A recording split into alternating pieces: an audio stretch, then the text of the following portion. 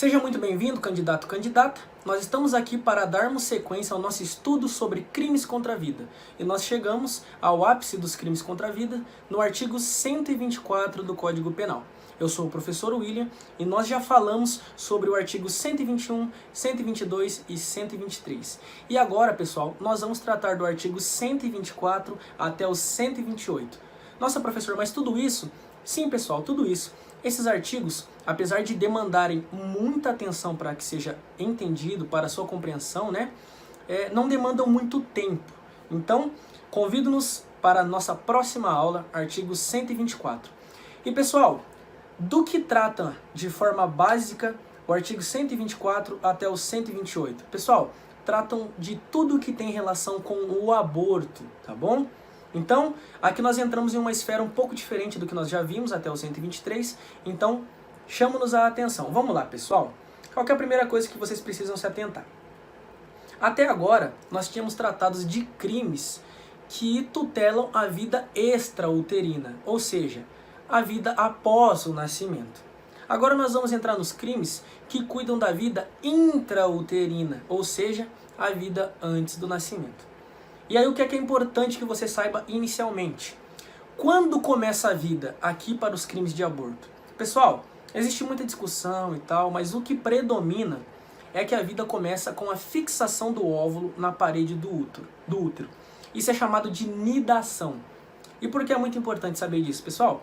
Porque existiam correntes, que diziam que a vida começava com a fecundação, ou seja, quando existia o efetivo encontro do espermatozoide com o óvulo. E isso não predomina mais. E sabe por quê? Porque você já ouviu falar da pílula do dia seguinte? A pílula do dia seguinte, como você deve saber, óbvio, ela é um artifício totalmente legal. Você pode usá-la a qualquer momento, ela é comercializada livremente por aí. E o que a pílula do dia seguinte faz? Ela evita justamente que ocorra o encontro do óvulo com o espermatozoide, a fecundação de maneira geral. Então, por isso que a gente não pode dizer que a vida começa ali, porque senão a gente teria que dizer que a pílula do dia seguinte é um abortivo, portanto teria que ser criminalizar essa conduta. Como não o é, a gente predominantemente a corrente de que a vida começa com a nidação, que é a fixação aí do óvulo na parede do útero. Beleza, pessoal? Segunda coisa, aborto espontâneo não é criminalizado, não é considerado crime. Então, se a mãe, por algum fator biológico, ela acaba perdendo o filho, cometendo um aborto espontâneo, não é considerado crime, obviamente. Tô falando isso porque gera muita dúvida nessa segunda coisa que eu vou falar. Aborto culposo é crime? Não. E por que não, William? Porque não existe a previsão do aborto culposo no nosso Código Penal. Lembra que eu já frisei bastante que para ser considerado culposo algum crime, é necessária a sua expressa previsão no Código Penal em sua modalidade culposa, como não está acontecendo no crime de aborto. Portanto, se a mãe faz alguma coisa, ela comete algum ato, toma alguma coisa, faz algum esforço físico que aborte, ela não será responsabilizada, a menos que ela tenha feito isso de maneira dolosa, com intenção. Beleza, pessoal? No geral, o que vocês precisam saber da parte genérica dos crimes de aborto é isso. Agora vamos falar crime a crime? Artigo 124. Provocar aborto em si mesma ou consentir que outro lhe provoque. Pessoal, aqui nós estamos diante da figura do autoaborto. E aqui eu chamo-nos a atenção. Lembra que nos outros crimes, qualquer pessoa poderia ser o sujeito ativo do crime? Aqui nós temos uma mudança quanto a isso. Olha só, provocar o aborto em si mesma significa que apenas a mãe pode cometer aquele crime. Apenas a mulher grávida pode cometer aquele crime. Não tem como outra pessoa cometer esse crime. E aqui nós temos duas figuras do autoaborto, que é provocar o aborto em si mesma, ou seja, a própria mãe vai lá e comete o aborto, ou consentir que outro lhe provoque. Olha só, não é porque ela está consentindo que outro lhe provoque que não vai ser o autoaborto. E por que aqui é o autoaborto? Porque aqui nós vamos punir apenas a mãe, tá bom? No artigo 124, só pode responder a mãe, a mulher grávida. Ninguém mais responde pelo artigo 124 nessa modalidade normal aqui. E vocês já vão entender por quê. Às vezes você está se perguntando assim, tá, mas e se a mãe consentiu que o outro provoque? O médico que foi lá e abortou, ele não responde no artigo 124? Não. porque tem um artigo específico para ele que nós já vamos ver. Então a mãe que provoca o aborto em si ou permite que outro provoque, responde pelo autoaborto, que tem uma pena de 1 a 3 anos. Beleza, pessoal? Então vamos para a segunda modalidade de aborto, que é o aborto provocado por terceiro, artigo 125. E aqui é muito fácil, é muito simples vocês entenderem. Artigo 125, provocar o aborto sem consentimento da gestante. Então a pessoa, o terceiro, que ele aborta sem que a gestante permita, ele vai responder pelo artigo 125. Note que a pena aqui já é bem maior. A pena aqui já é de 3 a 10 anos. Então, observe, não é a mãe que responde por esse artigo. Quem vai responder vai ser o terceiro que aborta sem que a mãe permita. E aqui nós estamos diante de uma figura que não exige nenhuma qualidade especial do sujeito ativo nem do passivo, né? Quer dizer, do passivo, obviamente tem que ser a mãe, né? Tem que ser a mulher grávida. Para ser abortada, ela precisa estar grávida. Mas do sujeito ativo, qualquer pessoa pode cometer esse crime. E olha só, não se esqueça que quando eu disse qualquer pessoa, obviamente é alguém maior e capaz, tá bom? Passando aqui para o artigo 126, aí nós estamos diante da figura do provocar aborto com o consentimento da gestante. Aí responde a pergunta que às vezes você se fez lá no artigo 124. Mas se a mãe consentiu que alguém abortasse, se essa pessoa que aborta não responde por nada, responde. Ela responde pelo artigo 126. Então, por exemplo, se o aborto era ilegal e o médico provocou esse aborto com o consentimento da mãe, se esse aborto era ilegal, ele vai responder pelo artigo 126. E observe que aqui também qualquer pessoa pode praticar esse aborto, tá bom?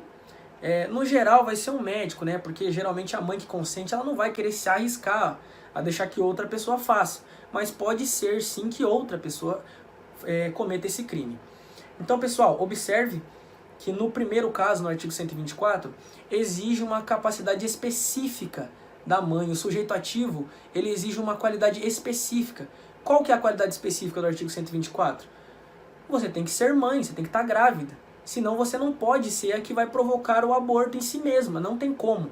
Apenas a mãe pode responder nesse crime.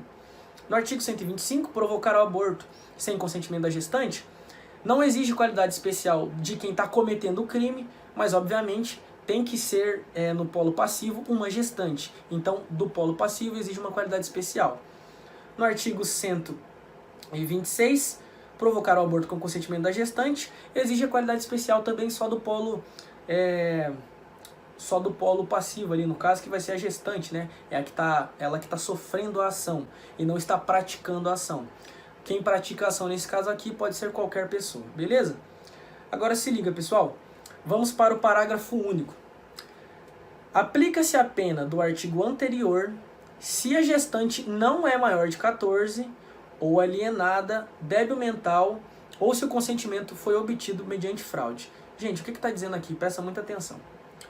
Só vai se aplicar esse aborto consentido, tá, pela gestante, só se aplica o artigo 126 se a mãe não for menor de 14 anos, não for alienada, ou seja, ela não tem uma capacidade de escolha, se ela não for débil mental, ou se o consentimento não foi conseguido mediante fraude, como por exemplo, usou de algum meio de dissimulação para que conseguisse o consentimento daquela gestante. Ela foi iludida, entendeu? Se isso tiver acontecido, a pessoa que fez isso vai responder pelo artigo 125, que é provocar o aborto sem o consentimento da gestante. Ou ainda tem aqui, né? No caso, se foi obtido por meio, ou foi usada grave ameaça ou violência, beleza? Então, se foi usado mediante fraude, grave ameaça ou violência, o aborto não vai ser o do 126, que é o consentido. Qualquer uma dessas hipóteses do parágrafo único do artigo 126, a pessoa vai responder pelo artigo 125, que é o aborto sem o consentimento da gestante. Às vezes você se pergunta, mas por que isso, William? Gente, se não é maior de 14 anos, primeira hipótese, quando a mulher ela é menor de 14, a lei entende que ela não tem capacidade de consentir nada. entendeu? Então ela não pode escolher se ela quer ou não realizar um aborto. Beleza, pessoal? Por isso, se ela é alienada ou débil mental, obviamente ela também não tem como escolher. Então ela não está escolhendo, né, consentir aquele aborto. Aí tem a última hipótese, se o consentimento é obtido mediante fraude, grave ameaça ou violência. Observe que em todos esses casos, o consentimento da mãe, né, não é genuíno. Então, se o consentimento não é genuíno, não é verdadeiro, se existe um vício de consentimento, a pessoa que abortar vai responder pelo aborto sem o consentimento da mãe, que tem a pena mais grave, tá? Chegando no artigo 127, pessoal, aqui nós temos a forma qualificada. E aqui tem uma coisa muito diferente dos outros artigos que nós vimos. Lembra que eu disse que na forma qualificada sempre tem uma nova pena base? Aqui está diferente. Mas aí você vai falar, William, mas por que é diferente? Né? Lembra que lá no roubo, a forma qualificada sempre tinha lá uma nova pena base, né? Tipo, de tanto a tanto. No roubo não, perdão, gente. No homicídio. Tem lá de 12 a 30 na forma qualificada. Aí quando é uma causa de aumento, tem lá, a pena será aumentada de tanto até tanto nas seguintes hipóteses. Aqui mais parece que é uma causa de aumento de pena, certo? Porque está escrito aqui, ó. As penas combinadas nos dois artigos anteriores são aumentadas de 1/3. Não parece uma causa de aumento? Aí você vai me falar, mas por que então, William, que é uma qualificadora? Gente, porque o artigo está dizendo de forma explícita aqui que ele considera isso uma qualificadora. Está escrito ali, ó, forma qualificada. Beleza, pessoal? Então, por isso, nesse caso em questão, é uma forma qualificada. E quando que será qualificada? As penas combinadas nos dois artigos anteriores serão aumentadas de 1/3 se em consequência do aborto ou do meio empregado para provocá-lo, a gestante sofre lesão corporal de natureza grave, e são duplicadas se por qualquer uma dessas lhe sobrevém a morte. Então, pessoal, nos artigos 126 e 125, se a gestante sofrer uma lesão corporal de natureza grave, a pena vai ser aumentada em 1/3, mas é uma qualificadora. E se no caso dos artigos 126 e 125 a gestante vier a morrer, a pena vai ser duplicada no artigo 126 ou no 125, beleza? É isso que o artigo 127 traz. Ele não traz um novo crime, ele traz a modalidade qualificada. E aí, por último, mas não menos importante, nós vamos falar do artigo 128. O artigo 128 traz aonde é permitido cometer-se o aborto, tá bom?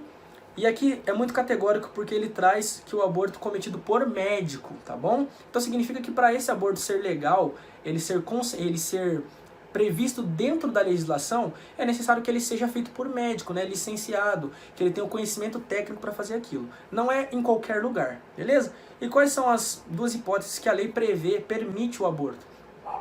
Se não há outro meio de salvar a vida da gestante, certo? É o chamado aborto necessário, ou quando o aborto ele é realizado quando a gravidez é fruto de estupro. Nesses dois casos, a mãe tem a permissão da lei para abortar. Nós ainda temos uma terceira hipótese que não está prevista na legislação, mas é o entendimento, né, do STF, do Supremo Tribunal Federal. A mãe pode realizar o aborto no caso da criança ser anencéfalo. O que é isso? É quando a criança vai nascer sem cérebro, certo? E por quê, pessoal? Se a criança não tem cérebro, ela não tem vida de fato. Ela vai ter uma vida ali biológica, um coração batendo, vai ter os órgãos, mas ela não vai viver de fato sem atividade cerebral, sem atividade neural. Então, por isso, para evitar aí o sofrimento, para evitar aí a frustração da mãe e da própria criança também, né, eventualmente, é permitido que seja realizado o aborto no caso dos anencéfalos. Beleza, pessoal? Gente, eu tenho certeza que eu expliquei de forma muito clara para você cada uma dessas categorias. Se você ficou em dúvida em alguma coisa, por favor, volte e se atente a cada modalidade do aborto. Não se esqueça de olhar em quais desses crimes se exige uma capacidade especial do agente, como no caso do autoaborto, que só pode ser provocado pela própria mãe, certo? E nos casos do sujeito passivo, que obviamente precisa ser a mãe. Não tem como você abortar em uma pessoa que não esteja grávida, né? É uma coisa óbvia, mas vocês precisam tomar cuidado com isso. Então, pessoal, aqui nós encerramos os crimes contra a vida, tá bom? Agora nós vamos passar a outra matéria. Se você ficou com qualquer dúvida, pode me procurar nas redes sociais e tirar a sua dúvida, ou caso contrário, pode acompanhar pela lei e voltar um pouquinho na aula que vai ficar categoricamente claro para você o que nós vimos aqui dentro dos crimes de aborto. Beleza, pessoal? Nos vemos em breve. Tchau, tchau e bons estudos.